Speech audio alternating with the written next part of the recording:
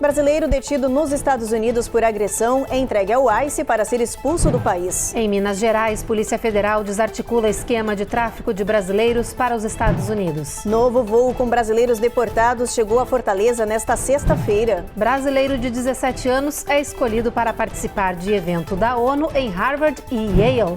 E tem os detalhes do Brazilian Community Day, um encontro de lazer e integração que rola amanhã em Orlando.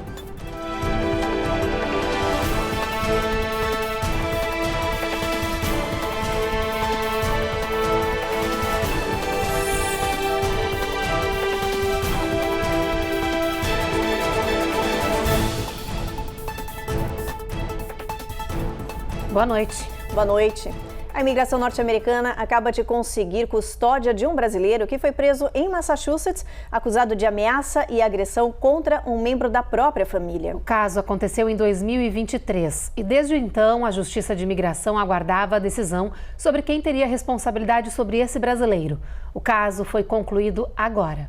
Wellington Pires dos Santos estava detido há 2 anos, enquanto o ICE batalhava na justiça para ter a custódia do brasileiro, o que agora finalmente conseguiu. A intenção da Polícia de Imigração é deportar o imigrante o quanto antes. Em um comunicado, as autoridades explicaram os motivos para isso. O primeiro é por ele ser um estrangeiro que representa um perigo para o país. O segundo é o fato de ele estar vivendo por aqui de forma ilegal. Segundo a Patrulha de Fronteira, Wellington entrou no território norte-americano em novembro de 2021, no meio da pandemia. Ele fez a cruzada ilegal por São Luís, no Arizona, e pelas leis atuais pediu asilo, recebendo o direito de aguardar por ele em liberdade. Mas desde então violou as regras de comparecer diante de um juiz e comprovar local de residência. As autoridades só descobriram o paradeiro do brasileiro 2 anos depois, quando ele foi preso em Framingham, Massachusetts, por ameaça e agressão contra um familiar. Na época, o ICE reivindicou o caso na justiça e agora conseguiu custódia do brasileiro, que será expulso do país em breve.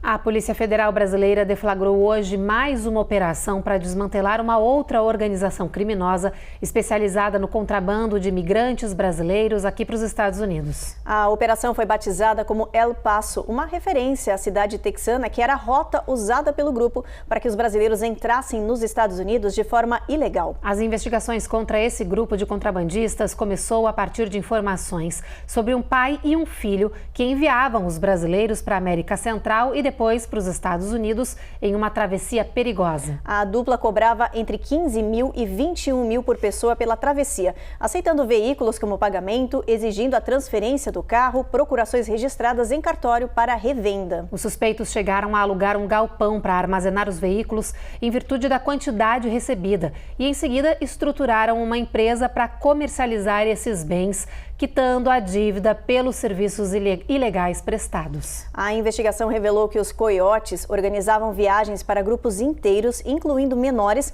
garantindo o transporte, passagem, hospedagem até os Estados Unidos. A dupla de Minas Gerais vai responder na justiça por uma série de crimes. Eles fizeram ao menos 700 vítimas. Os Estados Unidos enviaram mais um voo lotado de deportados brasileiros para Fortaleza, no Ceará. Foi a 5ª aeronave com repatriados desde que o presidente Donald Trump tomou posse em janeiro. O avião fretado pela Casa Branca pousou hoje em Fortaleza, no Ceará, trazendo mais de 100 brasileiros deportados. Assim que a aeronave entrou no espaço aéreo do nosso país, as algemas foram retiradas. O ICE entregou o grupo para as autoridades brasileiras e indicou que 4 repatriados eram procurados pela Justiça. Eles passaram por atendimento médico e psicológico. Parte do grupo foi encaminhado para um avião da Força Aérea Brasileira para o destino final da viagem, o Aeroporto Internacional de Belo Horizonte, em Minas Gerais. Este é o 5º voo de repatriados para o Brasil desde que Donald Trump tomou posse como presidente em janeiro. Cerca de 600 brasileiros que estavam nos Estados Unidos de forma ilegal já foram enviados de volta. Um brasileiro de 48 anos morreu em um grave acidente de trânsito no condado de Bay, na região de Sand Hills, na Flórida. Segundo a patrulha rodoviária, ele estava dirigindo na contramão quando colidiu de frente com outros veículos. O brasileiro, infelizmente, morreu na hora. A passageira do carro dele, que não teve identidade revelada, sofreu ferimentos graves e está internada, assim como as pessoas que estavam em outros 2 veículos que também acabaram envolvidos nesse acidente, que ainda está sob investigação. O brasileiro foi identificado como Klebs, que ele era natural de Sorriso, no Mato Grosso, onde ainda vive toda a sua família. Depois do intervalo, criança pede socorro após encontrar homem escondido debaixo da cama no Kansas. E tem os detalhes do Brazilian Community Day, um encontro de lazer e integração que rola amanhã em Orlando.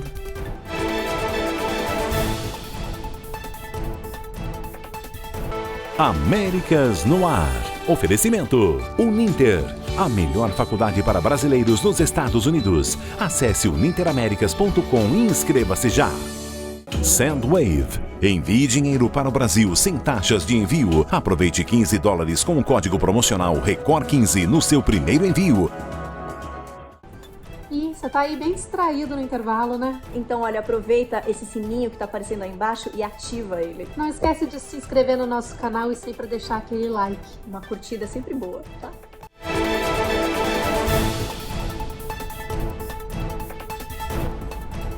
Atenção, comunidade brasileira de Orlando, na Flórida. Vai acontecer amanhã o Brazilian Community Day, um encontro de lazer, integração e muito networking. Pois é, olha, mas não é só isso não, viu? Quem for até lá também vai poder curtir shows, exposições, serviços gratuitos e até saborear a comida típica brasileira. A cidade de Orlando é conhecida por abrigar um grande número de brasileiros e amanhã será o dia de reunir a nossa comunidade para uma grande festa com tudo que brasileiro mais gosta. Vamos ter gratuitamente advogado de imigração, advogado de família, advogado de negócios, advogado de acidente, nutricionista, cabeleireiros, barbeiros, comidas, música, espaço kids, mágica.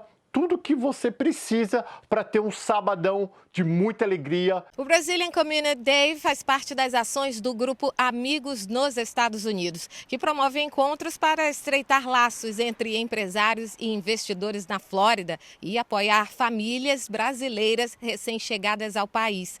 Eles compartilham experiências de erros e acertos na jornada do imigrante por aqui. Nós começamos com um grupo de networking, onde o palestrante é um de nós, não é um palestrante de nome, sim o imigrante que veio e conquistou o sonho americano. E depois, com essas mudanças do Trump, nós criamos um grupo de summit com advogados, um painel para esclarecer as dúvidas dos imigrantes brasileiros. E agora essa novidade que nós inventamos foi fazer o Brazilian Community Day. Então, você, morador de Orlando e região, é neste sábado, dia 29 de março, de 10 da manhã às 6 da noite, no GFC Orlando. Vem participar e se você é um empresário e quer aparecer, ainda dá tempo, vem nos ajudar, 100% sem fins lucrativos, os Amigos nos Estados Unidos. Vem fazer parte. Um novo relatório da FAA, a Administração Federal Aérea, apontou um dado bem preocupante. Mais de 12 mil incidentes com laser em aeronaves foram registrados só no ano passado. Os disparos de laser contra aeronaves nos Estados Unidos bateram recorde no ano passado, 12 mil casos. Isso equivale a uma média de 35 incidentes desse tipo por dia. Os feixes de luzes luminosos são perigosos quando disparados contra aviões e helicópteros. Eles podem cegar os pilotos temporariamente e até provocar um grave acidente aéreo, principalmente nos momentos mais críticos de um voo, como decolagem ou pouso. Em dezembro do ano passado, o brasileiro Francisco Teixeira, de 45 anos, foi preso por apontar um laser contra um avião perto do Aeroporto Internacional de Miami. A FAA, a Administração Aérea Federal, disse que os relatos de pilotos denunciando ataques com laser aumentaram 260% no último ano. As autoridades lembram que apontar um laser para um avião é crime nos Estados Unidos e pode resultar em até 5 anos de prisão e uma multa de $250 mil. Agora a gente fala de flagrantes assustadores. Em Indiana, um motorista desobedeceu a ordem de parada e quase atropelou crianças que iam embarcar em um ônibus escolar. E uma história infantil acabou virando realidade no Kansas. Uma família encontrou mais que um monstro escondido debaixo da cama. Esses são alguns dos destaques do nosso Giro de Notícias de hoje. Tudo aconteceu neste tranquilo bairro de Great Bend, no Kansas. Eram 10 horas da noite quando a criança foi reclamar que havia um monstro debaixo da cama. Na hora, a babá foi mostrar que isso era apenas um conto infantil e veio a surpresa. Este homem, Martin Villalobos, de 27 anos, estava escondido no local. A polícia foi acionada e o homem preso. As autoridades investigam como ele entrou na casa e o que fazia por lá. Susto também em Indiana. 2 crianças estavam prestes a entrar no ônibus escolar quando o motorista desobedeceu a ordem de parada e ultrapassou o transporte pela faixa interna, quase atropelando os estudantes. A polícia foi acionada e agora busca pelo motorista negligente. A escola disse que cerca de 14 violações desse tipo são registradas por mês. As autoridades prometeram endurecer as fiscalizações e as punições dos responsáveis. Na Virgínia, câmeras de segurança flagraram o momento em que 2 adolescentes invadiram uma loja de armamentos com um carro.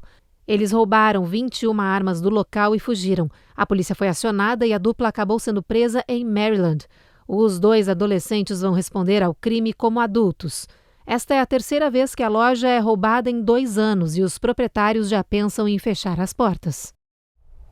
No Oriente Médio, Israel atacou alvos estratégicos do Hezbollah em Beirute, no Líbano, pela primeira vez desde o cessar-fogo. O governo de Jerusalém alegou que estava revidando um bombardeio contra o seu território cometido pelo grupo terrorista. Matias Brotero tem mais informações do conflito. Israel voltou a realizar ataques contra estruturas terroristas do Hezbollah no subúrbio de Beirute. É a primeira vez que a Força Aérea Israelense realiza bombardeios na região desde o cessar-fogo de novembro. Ataques também foram registrados no sul do Líbano, a cerca de 40 quilômetros da fronteira com Israel. Os bombardeios acontecem após o exército identificar 2 projéteis lançados do Líbano contra Israel na manhã desta sexta-feira. Um foi interceptado, enquanto o outro caiu dentro do Líbano. As forças israelenses informaram que alertas foram emitidos antes dos bombardeios. O grupo terrorista Hezbollah, que apoia o Hamas, negou que tenha disparado os foguetes e acusou Israel de buscar um pretexto para continuar atacando o Líbano. O premier israelense Benjamin Netanyahu disse que Israel vai atacar qualquer lugar no Líbano contra ameaças ao Estado de Israel. O ministro da Defesa, Israel Katz, disse que se não houver paz no norte de Israel, não haverá paz em Beirute. De Tel Aviv, Matias Brotero para o Américas no Ar. A seguir, depois de quase 30 anos, a FDA aprova novo antibiótico para combater infecção urinária. E mês de conscientização sobre endometriose tem alerta para a doença que afeta milhões de mulheres no mundo.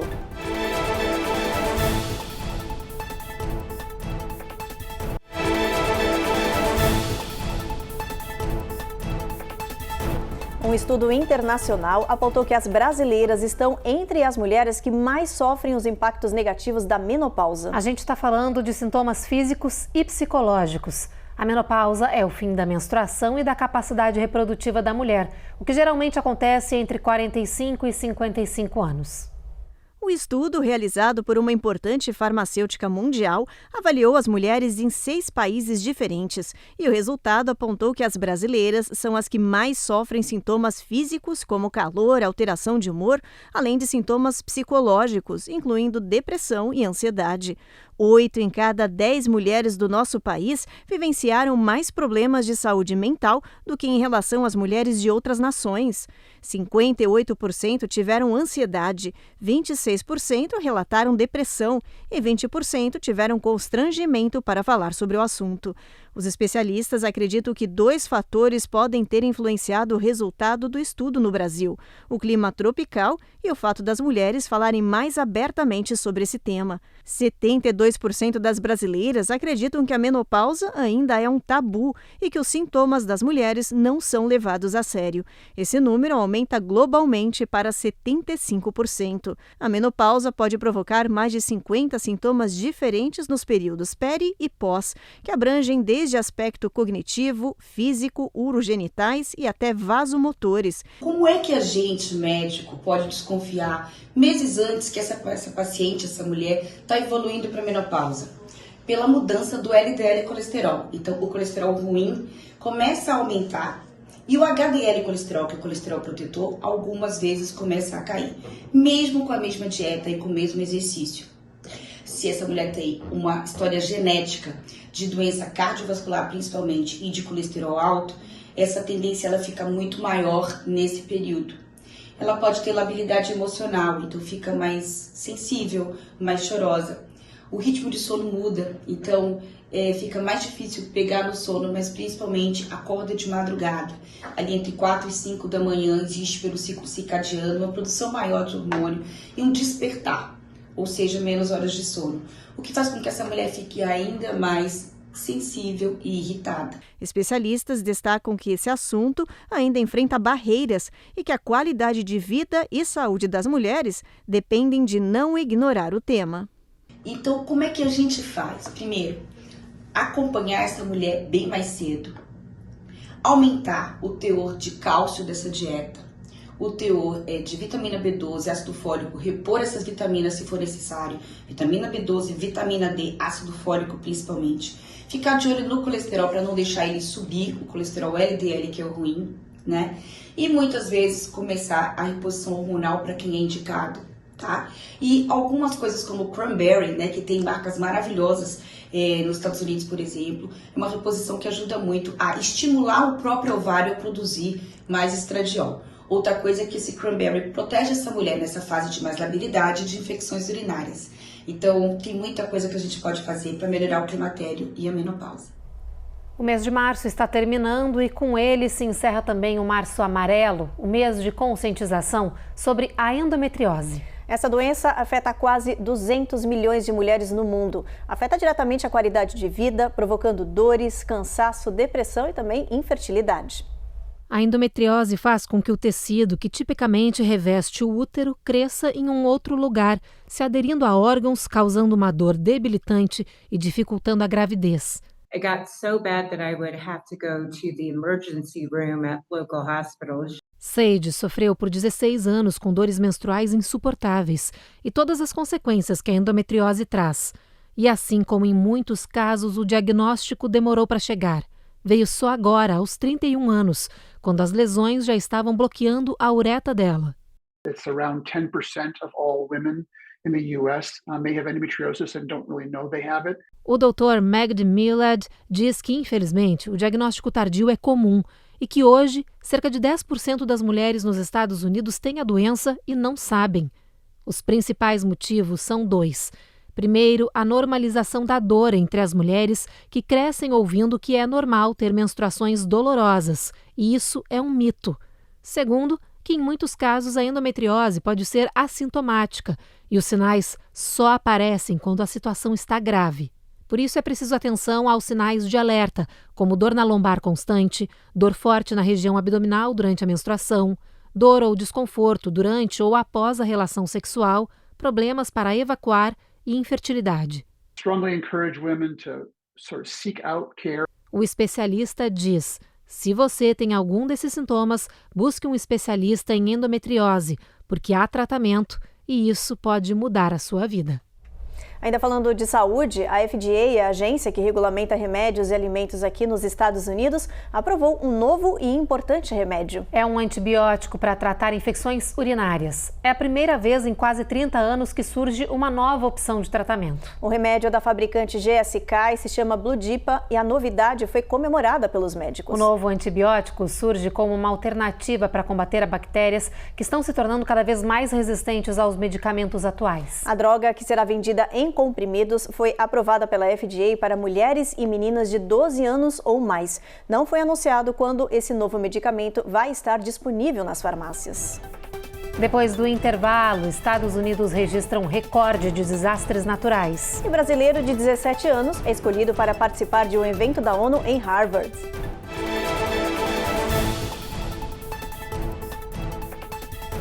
Américas no Ar. Oferecimento Uninter. a melhor faculdade para brasileiros nos Estados Unidos. Acesse uninteraméricas.com e inscreva-se já. Sendwave. Envie dinheiro para o Brasil sem taxas de envio. Aproveite $15 com o código promocional RECOR15 no seu primeiro envio.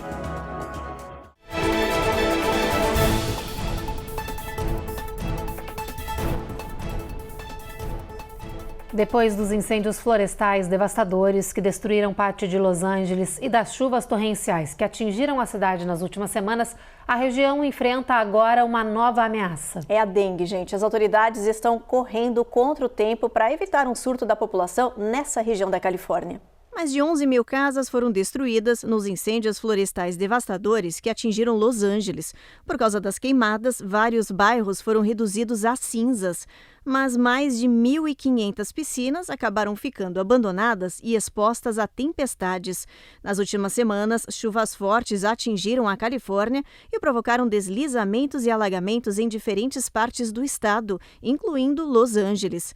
Parte dessa chuva ficou acumulada nas piscinas. A água parada, turva e sem limpeza se tornou o ambiente perfeito para a criação de mosquitos. Só para se ter uma ideia, uma única piscina desse tipo poderia gerar até 1 milhão de mosquitos por mês.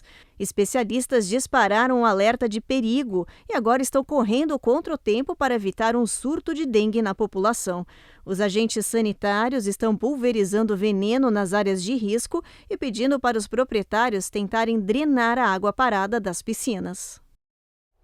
Saiu o levantamento sobre desastres naturais nos Estados Unidos com relação a 2024. Aconteceram 90 declarações de grandes catástrofes no ano passado. Isso foi quase o dobro da média anual histórica, que é de 55. A declaração de grandes desastres é feita pelo presidente do país quando um evento ultrapassa a capacidade de resposta do governo estadual e também do governo local. A Administração Nacional Oceânica e Atmosférica diz que 27 estados sofreram danos graves por questões climáticas em 2024. Desastres que causaram mais de $1 bilhão em danos. O mesmo levantamento mostra o quanto os moradores do país foram afetados, com 41% da população vivendo em um condado onde um grande desastre foi declarado. Vamos dar uma olhadinha na previsão do tempo, ver como é que vai estar o clima amanhã? Olha só, a gente começa por Boston com chuva, previsão de chuva ao longo do dia. Nova York a gente tem tempo encoberto com máxima de 80. Norfolk também nuvens ao longo do dia com mínima de 59. O sol também não aparece em Atlanta, máxima de 74, mínima de 60. Na Flórida a gente tem chuva em Miami, tempo encoberto em Jacksonville e Tampa. Já em New Orleans, trovoado ao longo do dia com mínima de 71, Evelyn. Em Brownsville, no Texas, previsão é de sol entre nuvens e máxima de 90. Em San Antônio, bastante sol ao longo do final de semana, assim como em El Paso. Nessa região, mínima batendo 59. Em Albuquerque também continua brilhando bastante o sol ao longo do final de semana. Já em Phoenix, um sol mais ameno, dando espaço para as nuvens. E esse tempo nublado, com o sol aparecendo de vez em quando, continua por toda essa faixa da costa oeste, de Los Angeles até São Francisco e também pegando Las Vegas. E um estudante brasiliense do ensino médio foi escolhido para um importante evento aqui nos Estados Unidos. Aos 17 anos, Iago participou do modelo das Nações Unidas de Harvard e Yale, algumas das maiores simulações da ONU, para que representantes de várias nações debatam temas globais, como a crise climática e a inteligência artificial. Iago Montenegro Romão foi selecionado para representar o Brasil na chamada Simulação da ONU, que reúne jovens de diversos países em Harvard e Yale, que estão entre as universidades mais importantes do mundo. Nos eventos que acontecem anualmente, as Nações Unidas realizam fóruns de discussões com temas atuais e de interesse mundial. As chamadas Simulações da ONU tiveram, neste ano, foco em 2 assuntos: a crise climática e o desenvolvimento da inteligência artificial. As conversas sempre resultam em importantes negociações e elaboração de documentos oficiais que podem provocar mudanças na sociedade. Era um sonho meu poder participar desses 2 eventos. Eu via outros postando que tinham participado e eu ficava maravilhado com tudo aquilo que eles vivenciaram. E eu tive a felicidade e a honra de poder participar desses 2 eventos agora em 2025, inclusive ganhando premiação de melhor delegado no meu comitê de Yale. E além de ter sido a primeira vez fora do país, primeira vez vendo a neve, eu conheci gente de todo mundo, seja da Coreia do Sul, China, Costa Rica, França, entre outros países. Eu pude me conectar com muitas pessoas, pisar nas universidades, que é meu sonho de estudar lá, mas é claro. E foi só uma experiência surreal que até hoje eu não consigo sumarizar o quão incrível foi e o quão espetacular é essa sensação de ter realmente alcançado esse sonho. Iago já participa de simulações da ONU desde 2022, mas essa foi a primeira vez que ele esteve presencialmente a um evento e também foi a primeira vez que ele realizou uma viagem internacional. O brasileiro, que fez parte deste evento de impacto global, sonha em inspirar outros jovens e os planos para o futuro são promissores. Ele quer estudar relações internacionais e ser diplomata. A vinda de Iago a Harvard só foi possível através de uma vaquinha online e do apoio da Hayek Global College, uma faculdade internacional com sede em Brasília e que se sensibilizou com a determinação do jovem estudante, que, pelo visto, tem pela frente um futuro promissor e transformador. Uma dica agora para vocês que estão entrando em simulações ou que querem participar dessas simulações grandes, eu diria que, primeiro, para quem está entrando, não tenham medo. Apesar de, claro, nós começamos com medo, é um mundo novo, é um mundo que exige competitividade também. As pessoas vão te abraçar para você aprender, para você crescer. É um ambiente incrível para se fazer amizades também e existem muitas oportunidades de institutos online que fazem simulações. Então, se na sua cidade não tem uma simulação presencial, também não tem problema. Existem simulações online gratuitas para você participar. E agora, para aqueles que têm um sonho de debater em Harvard e Yale, eu diria que existem muitos obstáculos para nós brasileiros, é difícil, mas vale a pena. Se é realmente seu sonho, não desista. E mesmo você não sabendo todos os passos que você precisa tomar, no final tudo dá certo, tudo se encaixa e você vai viver uma experiência maravilhosa, como a que eu e vários outros brasileiros vivemos, representando o nosso país lá. E o Jornal Américas no Ar, então, termina agora. A gente agradece a sua audiência, aproveite bastante o final de semana e a gente volta a se encontrar de novo na segunda. Até lá. Até, gente.